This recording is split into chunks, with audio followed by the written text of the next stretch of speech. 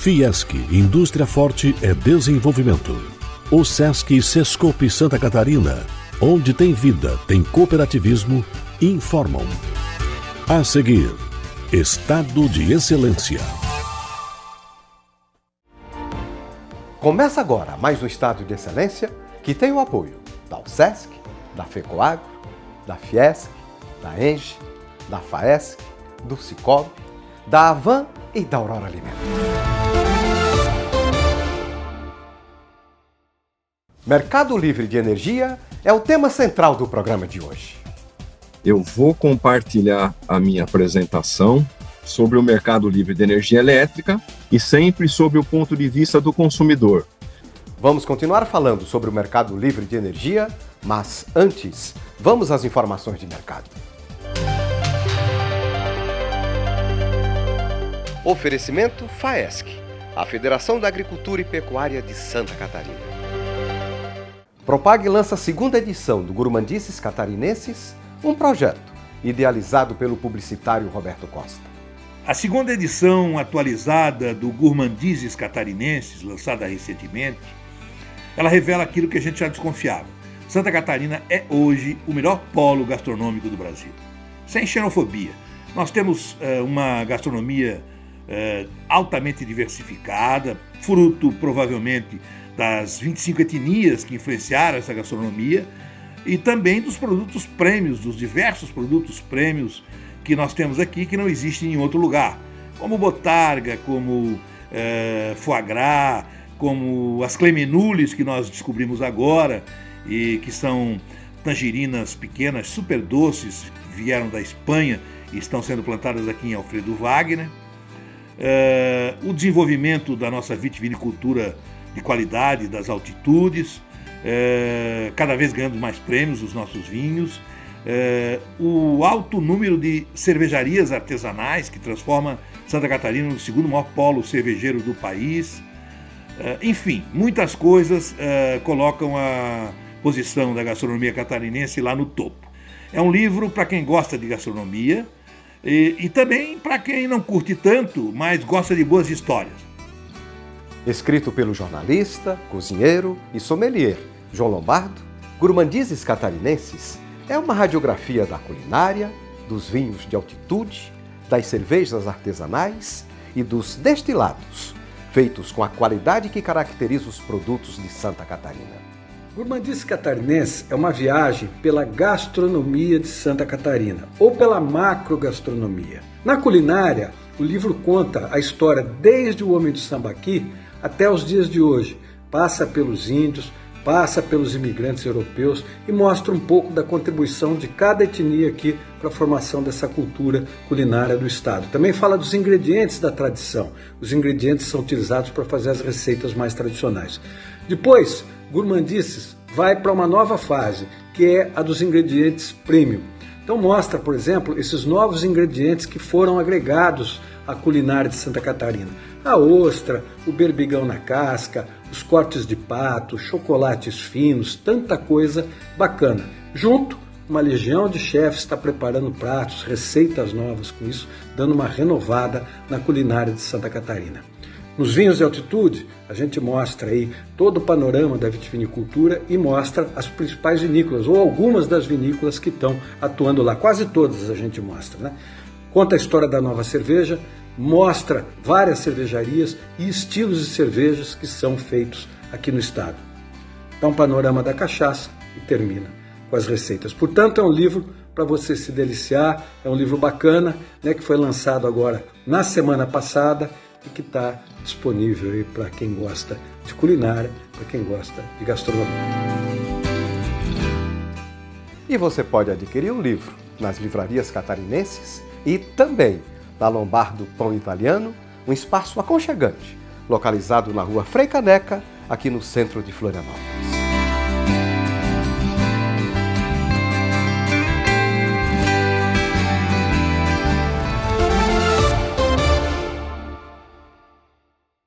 Na busca pela competitividade, a indústria catarinense tem enfrentado muitos desafios. A maioria deles provém de uma mesma fonte: o famigerado custo Brasil, representado principalmente por uma infraestrutura ainda precária, por uma carga tributária abusiva, por uma burocracia asfixiante e agora mais essa: o aumento nos custos de energia em função da crise hídrica que o país atravessa. As bandeiras tarifárias, que encarecem os custos de produção e afetam o bolso do consumidor, têm apenas um beneficiário: o próprio governo, nos 3 níveis, municipal, estadual e federal, que arrecadam mais tributos com aumento no custo de energia. Eu já falei isso aqui em outras reuniões da Câmara de Assuntos de Energia. Sempre que aumenta a tarifa de energia elétrica, sempre que aumenta as tarifas dos combustíveis, o pessoal da Secretaria da Fazenda bate palmas, né? Porque aumenta a arrecadação dos estados, acaba aumentando a participação dos municípios também, do ICMS, e o próprio governo federal também, né? Então, a gente vê que a maneira como é feita a tributação, ela acaba sendo perversa, e até porque as alíquotas, né, que incidem sobre os energéticos, né, no Brasil são muito elevados. Então, faz com que nós tenhamos aqui no Brasil, por exemplo, no caso da energia elétrica, mais especificamente, a geração é barata, né, nós temos uma energia barata, mas a conta para o consumidor é muito cara. A Câmara de Assuntos de Energia da Fiesc se reuniu agora no dia 16 de setembro e debateu alternativas para reduzir os custos de energia nas empresas. Uma das alternativas foi a migração para o mercado livre de energia. O mercado livre de energia, como o próprio nome diz, é um ambiente de negociação onde a empresa pode escolher o fornecedor e acertar diretamente com ele o preço e a quantidade de energia que deseja comprar. Esse mercado está ficando cada vez mais acessível, né? Então as exigências de nível de consumo que habilitam as empresas a entrarem nesse mercado estão se tornando cada vez mais, os limites são inferiores, né? Então permite a mais empresas que adentrem esse mercado. E por isso que também nós temos recebido muitas dúvidas, né, sobre a conveniência, sobre os riscos, ou de que forma agir para participar dessa atuação, né, de sair do mercado regulado para o mercado livre. E para conhecer a dinâmica desse mercado, o evento apresentou 2 casos de empresas que compram energia elétrica nesse ambiente de contratação livre: a Eliane Revestimentos Cerâmicos, de Cocal do Sul, e a Linkplas, de Joinville. Vamos começar com a apresentação do Luiz Fernando Bruno Marino, coordenador técnico da Eliane. Eu vou compartilhar a minha apresentação sobre o mercado livre de energia elétrica, na visão de um consumidor, né, a visão de quem está do outro lado ali como cliente, né, e vai ser uma apresentação bem objetiva, né, sintética. Eu vou tratar dos pontos principais, né, que a gente lida no dia a dia com o mercado livre de energia elétrica, e sempre sob o ponto de vista do consumidor.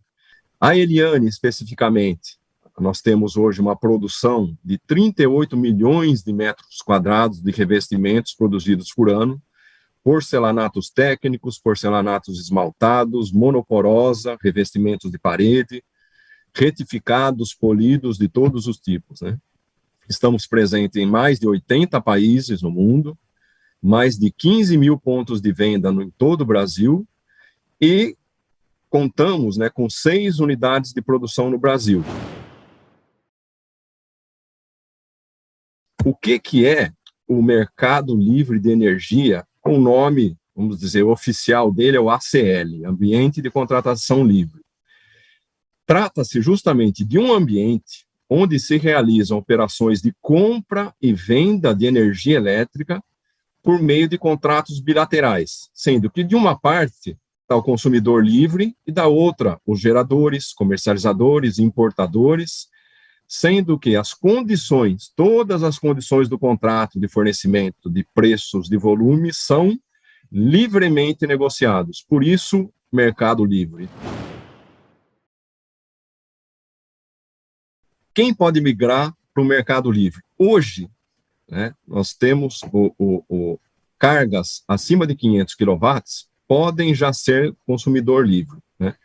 O consumidor livre tradicional ou convencional, para cargas superiores a 1.500 kW, ele pode escolher se ele quer comprar energia convencional ou incentivada.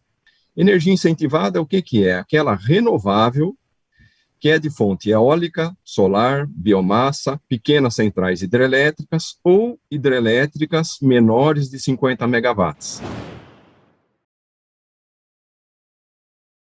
Quais são as vantagens do mercado livre e esses pontos que a gente verifica realmente como consumidor no dia a dia, né? Em primeiro lugar, é a livre escolha da compra de energia, né? A gente pode escolher todos os parceiros comerciais, o tipo da fonte de energia elétrica, se eu quero fonte renovável, qual o parceiro comercial que eu quero, o meu indexador, o meu preço, para que período, né, do ano. Existe uma previsibilidade muito grande assim na fatura de energia elétrica. Praticamente, eu tenho o preço fixo da energia durante todo o ano. Ele é corrigido com o indexador que for fixado no contrato, mas é um preço fixo da energia em todo o ano. Em separado, existe a fatura da distribuição, que é regulada pela ANEEL, e uma vez por ano também tem a correção, né, dos valores. Riscos. Também temos alguns riscos no ambiente de contratação livre, né?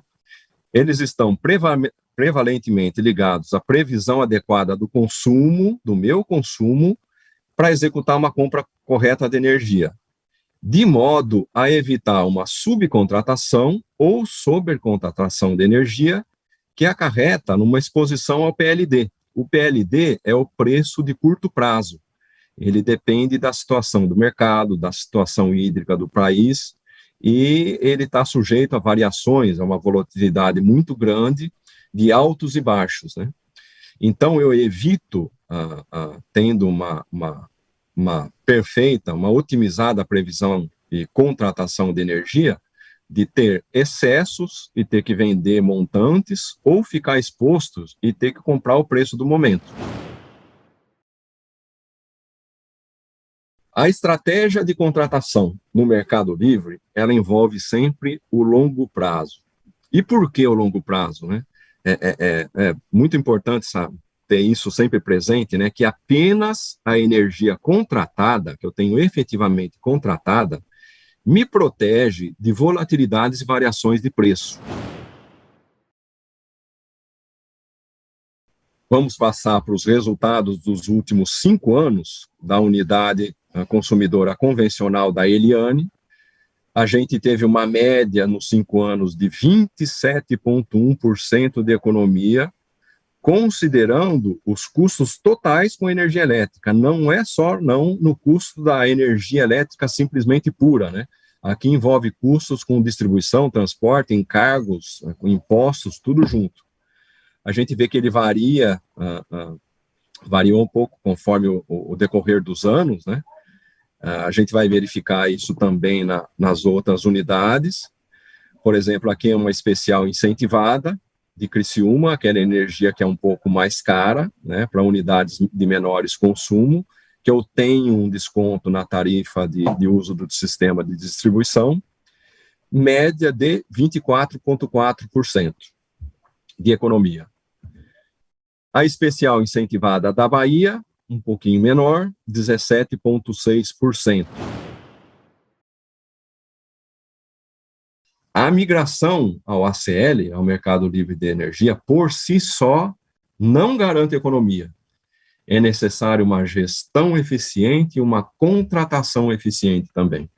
Por isso é que a gente propõe, a sugestão é sempre de ter uma parceria de confiança, né? Buscar no mercado parceiros de confiança, no sentido de uma consultoria, uma comercializadora, uma gestora, para auxiliar na migração ao Mercado Livre, no relacionamento com a Câmara de Comercialização de Energia Elétrica, parceiros geradores, fornecedores da energia com solidez, né, no mercado, com capacidade de entrega de suprimento, com contratos a longo prazo, né, e agentes sempre autorizados pela ANEEL e registrados na Câmara de Comercialização de Energia Elétrica. Como passos, passar brevemente aqui para a migração ao Mercado Livre, né, o que a gente deve fazer, né? O primeiro ponto seria avaliar os requisitos de tensão e demanda que eu tenho para ver se eu estou habilitado a migrar para o Mercado Livre. Esse daqui, sem dúvida, é o primeiro degrauzinho dessa escada, né? Segundo ponto, analisar os contratos vigentes que eu tenho, né, com a distribuidora, verificando o quê? Principalmente a vigência desse contrato e o período para fazer essa rescisão. Realizar, no passo 3, né, um estudo de viabilidade econômica para verificar se efetivamente é conveniente migrar para o Mercado Livre, deixar o mercado cativo, né? Se sim, e tomada a decisão, elaborar uma carta de denúncia do contrato para a distribuidora. Eu tenho que avisar a distribuidora que eu tenho intenção de migrar, para se começarem todos os procedimentos para essa migração, né? Tenho que startar também, começar a negociação e a compra de energia no ambiente de contratação livre, fazer a adequação do meu sistema de medição para faturamento. O sistema de medição no livre é um pouco diferente do mercado cativo, né? Envolve um aperfeiçoamento, uma adequação. E o sétimo ponto, que ele ocorre junto com o ponto 5 e 6, né, é a adesão à Câmara de Comercialização de Energia Elétrica.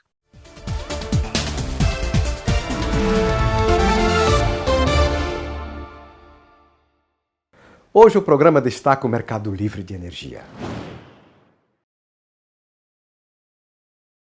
Agora você vai conhecer a experiência da Link Plus, de Joinville, que migrou do mercado cativo para o Mercado Livre de Energia. Hoje, a empresa tem 650 funcionários, 73 máquinas injetoras, né, com capacidade de produção aí de 42 toneladas dia. E essas injetoras, elas têm aí um tamanho de 120 toneladas a 1.400 toneladas. Nós atuamos aí no segmento da linha branca, automotivo, máquinas e equipamentos. Essa é uma foto, né? Uma foto aérea aí da empresa, que está localizada em Joinville, Santa Catarina. A diferença aí entre o mercado cativo e o mercado livre, né?